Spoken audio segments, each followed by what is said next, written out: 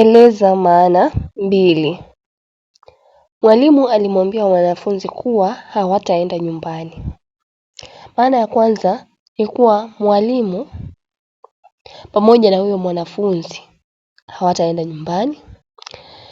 Pia huenda mwalimu alikuwa anamwambia mwanafunzi kuwa kuna watu wengine ambao hawangeenda nyumbani.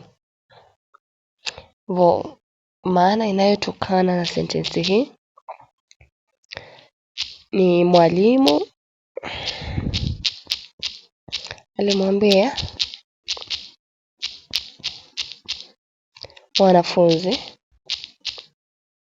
kuwa yeye pamoja na mwanafunzi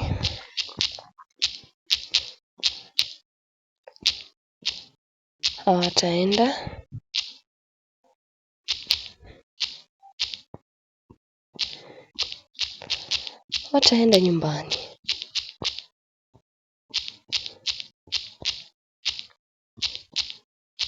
Pili, mwalimu alimwambia mwanafunzi kuwa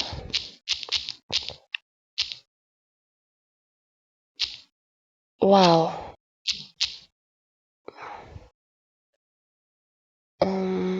wanafunzi wengine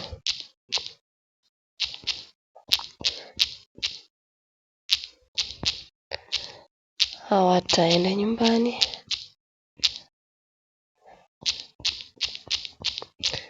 Pia huenda ikamaanisha mwalimu alimwambia mwanafunzi kuwa walimu wengine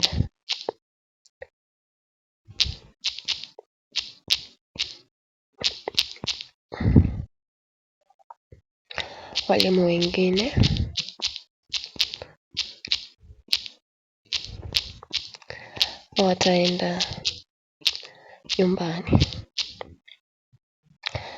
Hadi wakati mwingine, imekuwa na wako Bikerubo. Zidi kusubscribe, kushare na kulike hii video. Asanteni.